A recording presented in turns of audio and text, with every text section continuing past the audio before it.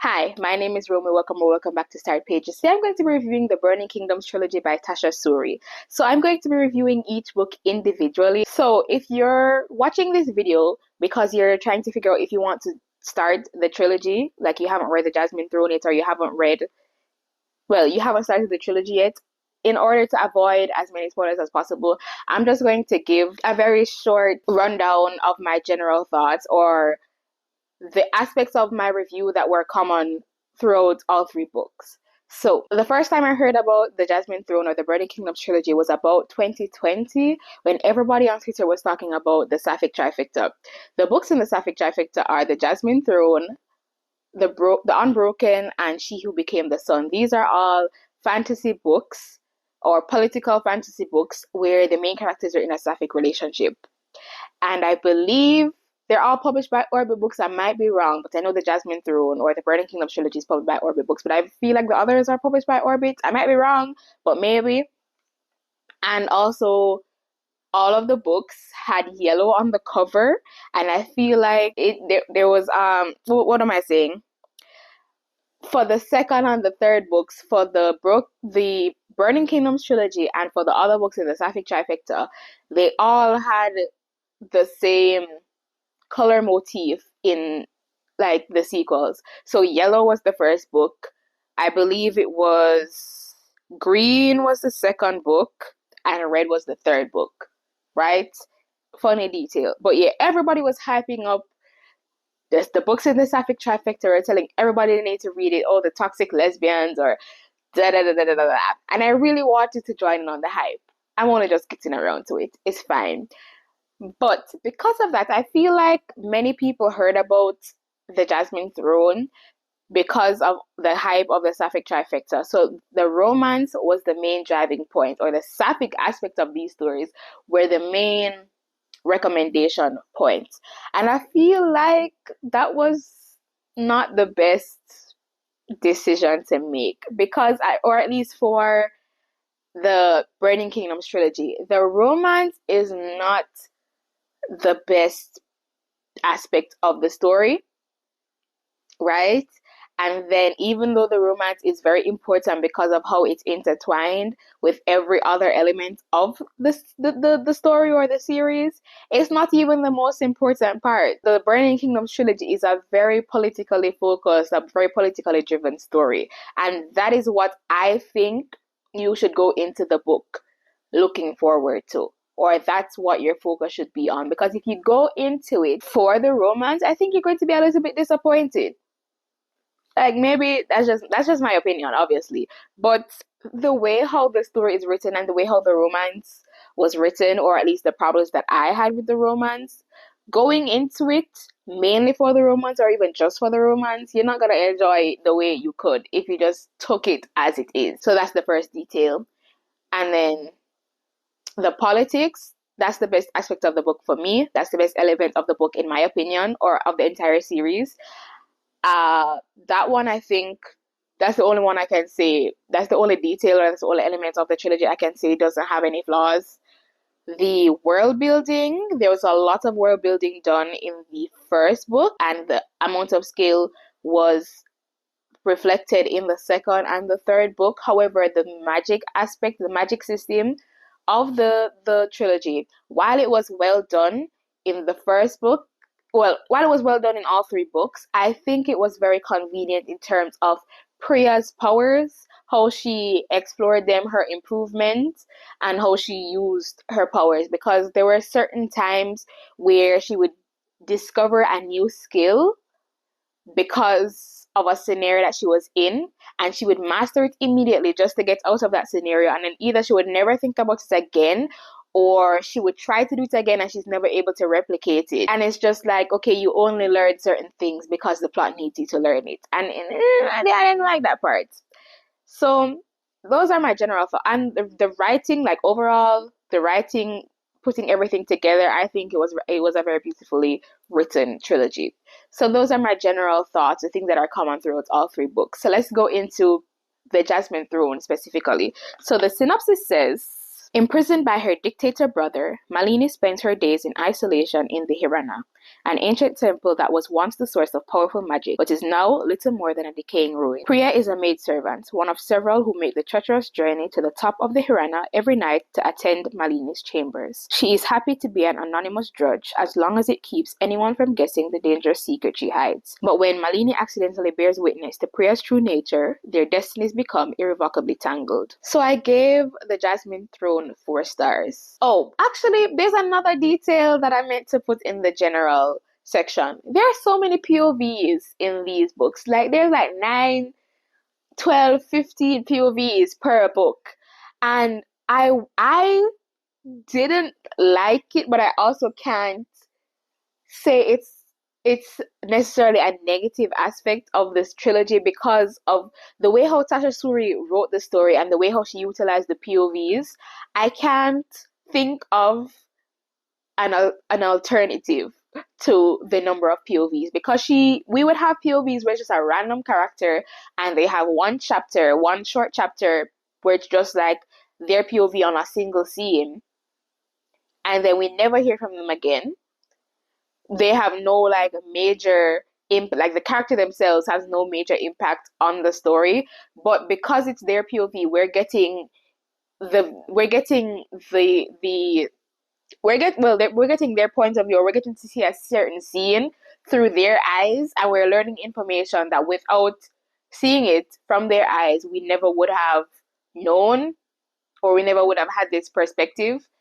And it does a lot for the story. So technically it's a positive, but I feel like 12 POVs is a bit too much, especially when it sometimes only gets one short chapter from one random person. I don't know. I don't know how she would have avoided it, but I feel like she could have done something else. That's just me though. Okay, so the first positive aspect of the Jasmine Throne is the world building and the character work. So the Jasmine Throne is one of those books where you're learning about the world and the characters as the story goes on, and it's very interwoven into the narrative of the story, and it's very brilliantly done. It was written in a way where it didn't feel like information was being delivered because the author had just thought about it, or the author is like, oh, for them to understand this next scene, they need to know this detail, so let me just drop everything. There were no random or like confusing or jumbled info dumps throughout the story. Everything flowed really well. You're just reading the story and you're halfway through, and you would think, oh, they didn't actually teach me anything, but you're 50% of the way through the story and you know so much and you didn't even realize it was happening. For the character work, I think the characters were very interesting. Priya and Malini are very complicated characters. Malini in particular, girls, nothing's wrong with her. They are very complicated characters. Personally, I didn't hate her. Did I love her? No. I was just interested to see what she would do. Because just like her thought processes were so interesting, right? They're a lot to take in. They are a lot. And then also, the way how the character development was done, especially with their internal monologue, certain times there are details revealed where you're not sure. It's not necessarily that they're unreliable characters, but because we know that they're going to be using another character for their game. We know Malini is planning to use Priya for her gain, and we know Priya is planning to use Malini for her gain. It's like, okay, should I root for their romance? Should I trust either one of them? What's gonna happen? It's very hard to love all of the characters wholeheartedly. Like, their flaws are very, very evident. They're at the forefront of the story. Bhumika is another interesting character, and I took a liking to her very early on into the story, and I wish we had seen more of her interactions with Priya, her interactions with her husband, and just her POV. I wish we had seen more of her in the Jasmine Throne. And then the magic system was probably my favorite part in the Jasmine Throne specifically, because of when the story takes place and the history of Parijadvipa. I hope that's how you pronounce that word. That's as close as I can get to the pronunciation. Because of the history leading up to when the story begins, the magic of Ahiranya and the mythology of Ahiranya is in a difficult place. So the magic system, it's blossoming as the magic that exists in the world and in Priya is blossoming as the story goes along. So that's another detail. That's another part of the story where it's like we're learning as the story progresses. And then where the Jasmine Throne ends, it left me very interested to see how the magic would develop. But that's all for the Jasmine Throne. The Oleander Sword. The synopsis says, the prophecy of the nameless god, the words that declared her rightful empress of Parajatvipa, has been Malini's blessing and curse. She is determined to claim the throne that fate has offered her, but even with the rage in her soul and an army of loyal men at her back, deposing her brother from the throne is going to be a brutal and bloody fight. The power of the deathless waters flows through Priya's blood. Thrice-born priestess, elder of Ahiranya, Priya's dream is to see her country rid of the rot that plagues it, both Parajatvipa's poisonous rule and the blooming sickness that is slowly spreading through all living things. But she doesn't yet understand the truth of the magic she carries. Their chosen paths once pulled them apart, but Malini and Priya's hearts remain as entwined as their destinies, and they soon realize that they must come together again if they wish to save their kingdom from those who would rather see it burn, no matter what it will cost them. So the Oleander Sword I gave 4.5 stars. This is my favorite book in the trilogy. This is the sequel that mainly focuses on the politics and the world building. And this is the one where I started to realize that maybe focusing on the romance when recommending this trilogy is not the best step to take, because the romance between Malini and Priya, or at least for me, while I was reading the book, I'm rooting for them heavily. I want to see them succeed. I want to see them end up together. And the way they speak about each other and their feelings for each other, it's very beautiful writing, very lyrical, very large, expansive feelings. But once I finished the book, I was like, I realized maybe not. Like even though they spoke about their feelings so heavily, or with these big, with these declarations of their undying love for each other, with these beautiful lyrical words and these amazing descriptions and imaginations of them ending up together and what they would do if they were if they were in the same place, and if they were allowed to explore each other and explore their relationship without the eyes of the rest of the political campaign and whatever.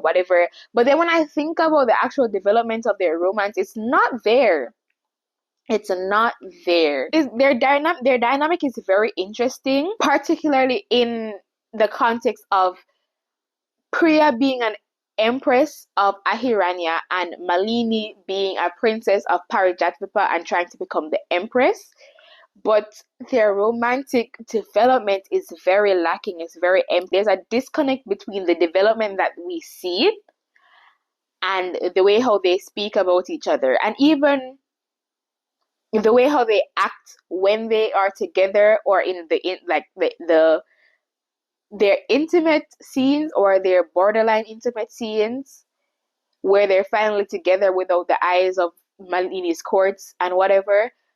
Those interactions are very heavy. They're very steeped in romance and romantic relationship. But to get there, like we didn't see them get there. Like even the development that we see on page, it's not equal to the way how they speak about each other and the way how they're acting when they get time alone, and then after they would get after they would get some time together and they would do their whole lyrical narration. I love you so much, I want this, and give me your heart and put your trust in me, la la la la la la la la la la blah blah blah blah blah.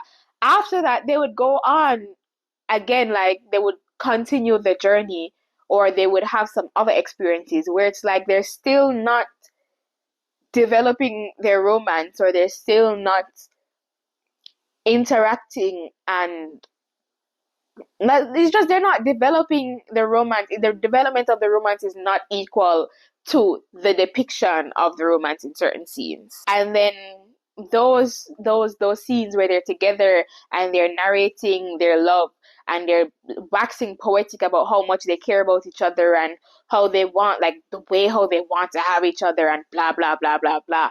It's almost distracting you from the fact that there was not enough work done for them to actually care about each other this way. Like, we're using a lot of words, we're using a beautiful picture to hide the fact that them getting together, the work done to get them together is very weak.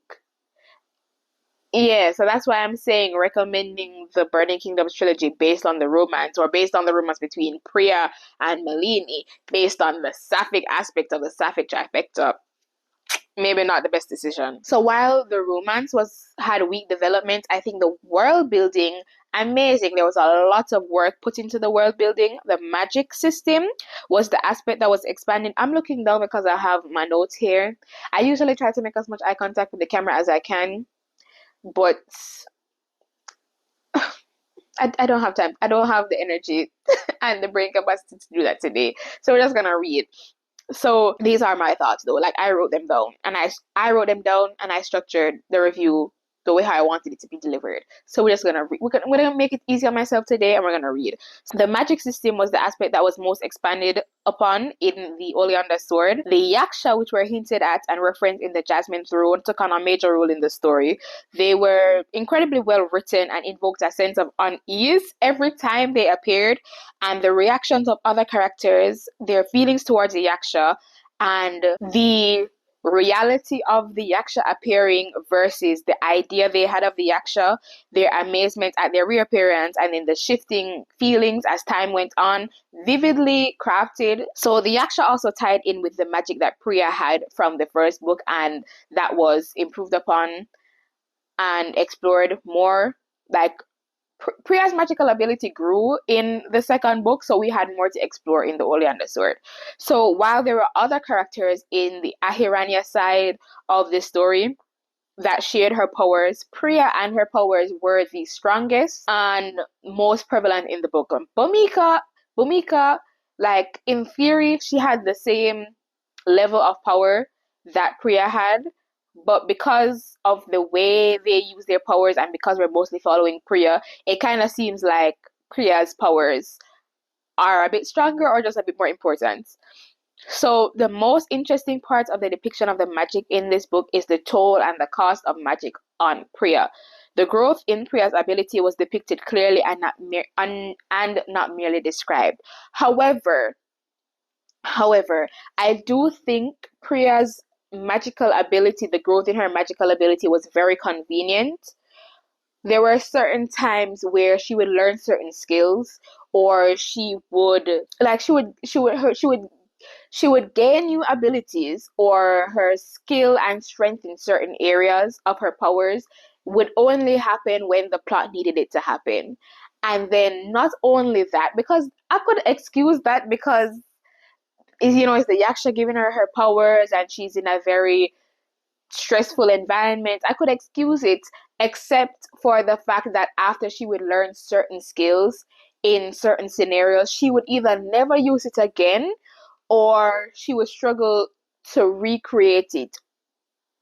Like she would never use the skill again, or she would never think about the skill again, even in certain times where having that ability would be very useful. It's like she never learned those things, or she would try to recreate the magic that she did previously, and she's never able to get back to that level. And then it would happen again with a different skill. She's able to do it perfectly.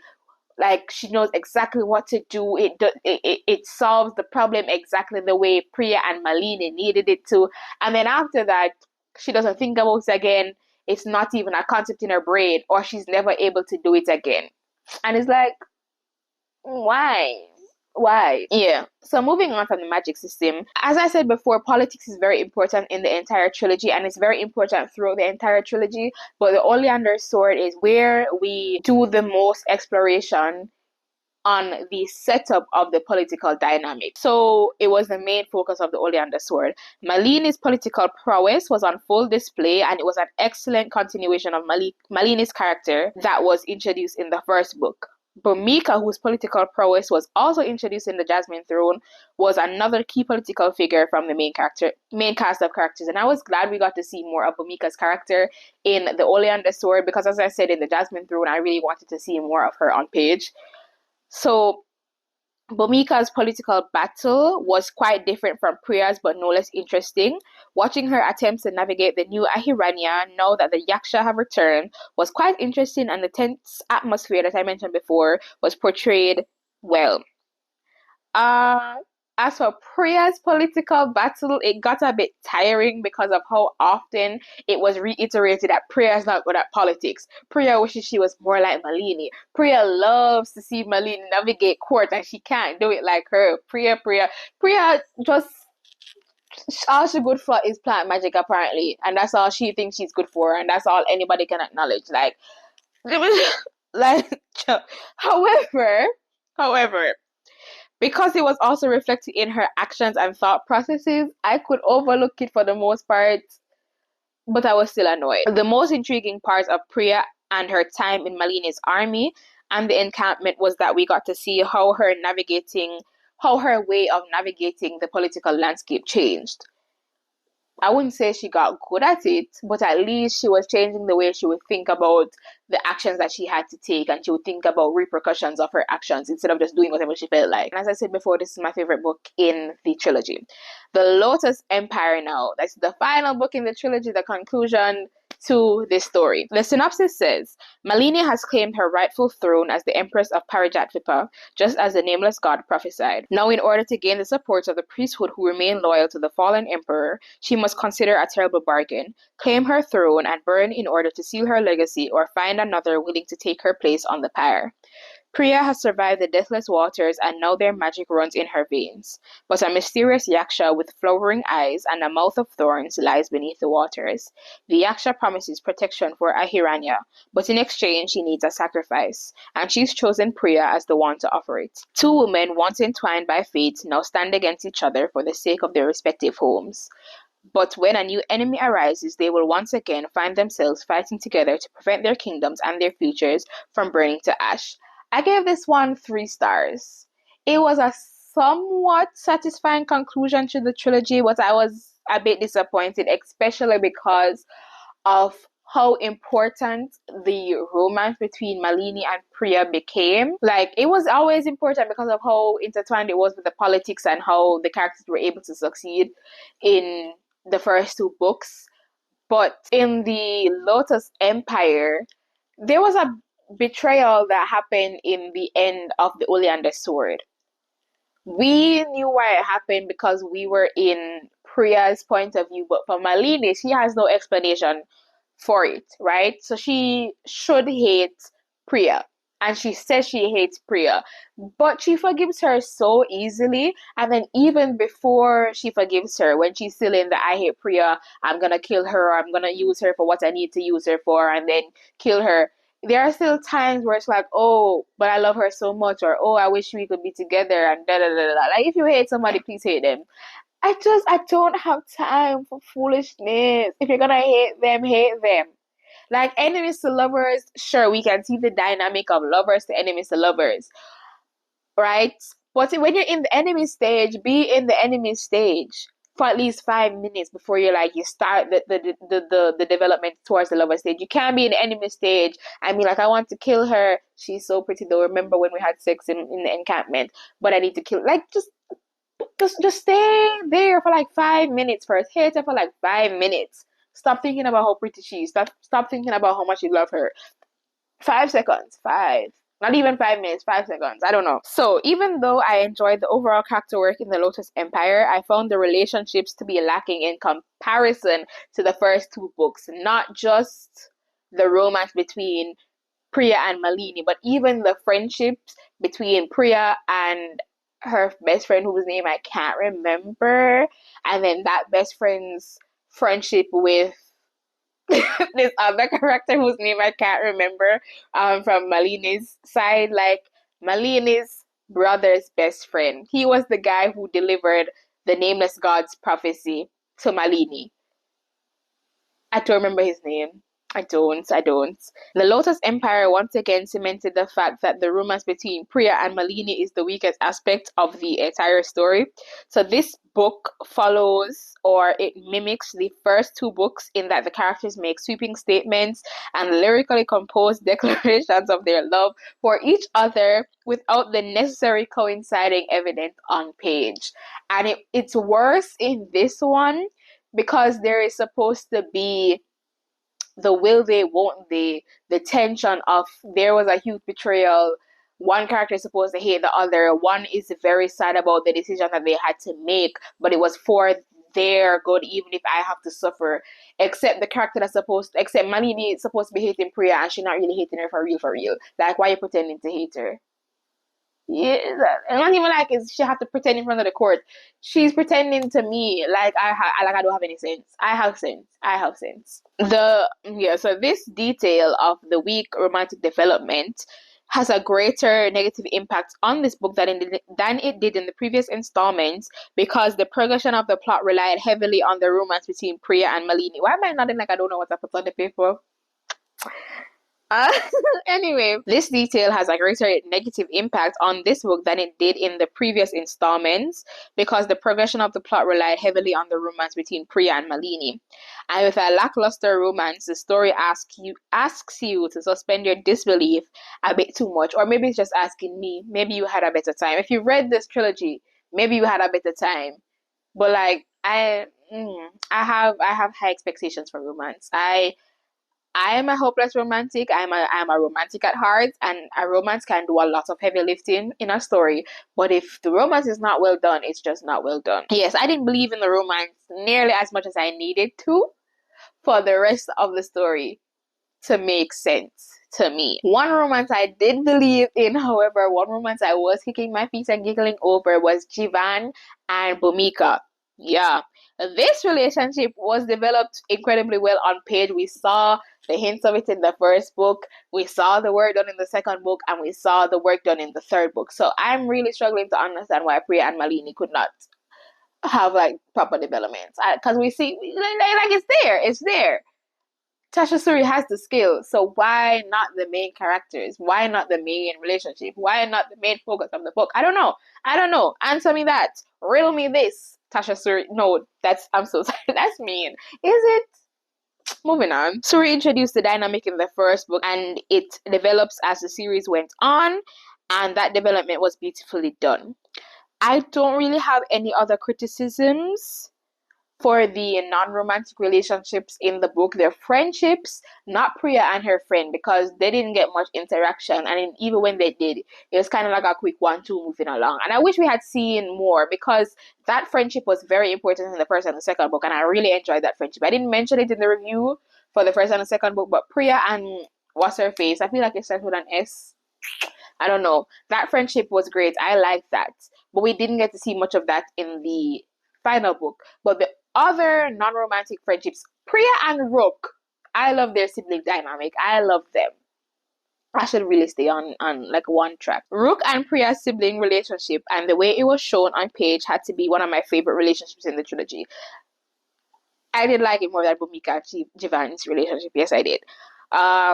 There were some more interesting dynamics that I enjoyed and which we had gotten to see more of. For example, Priya and Kritika, who Kritika, yeah, that dynamic, the dislike, the hate, but you're necessary and I respect you even though I don't like you. That dynamic was very interesting, and from what we saw in the third book, like going from the second book into the third book, it was very interesting. It was well written. The work was there. I think it was delivered very well, but personally, I just wanted some more. I don't know. I think it ended, or I think there were other aspects or other. I think it could have been explored a little bit. It's not that it was lacking in exploration. It's just I wished it was more, and I could see the potential for more exploration. But it's Tasha Suri's story, and she did it how she wanted to do it, and that's not my business. Like, the book is done. I read the completed work. That's fine. That's it though. If you've read the trilogy, let me know your thoughts. Let me know what you agree with and what you disagree with based on my review. If you haven't read the trilogy, and this video either convinced you to read it or to skip the trilogy, also let me know. Let me know which part of my review was the decision making detail. That's it though. Regarding liking, commenting, and subscribing, do what you want. Bye.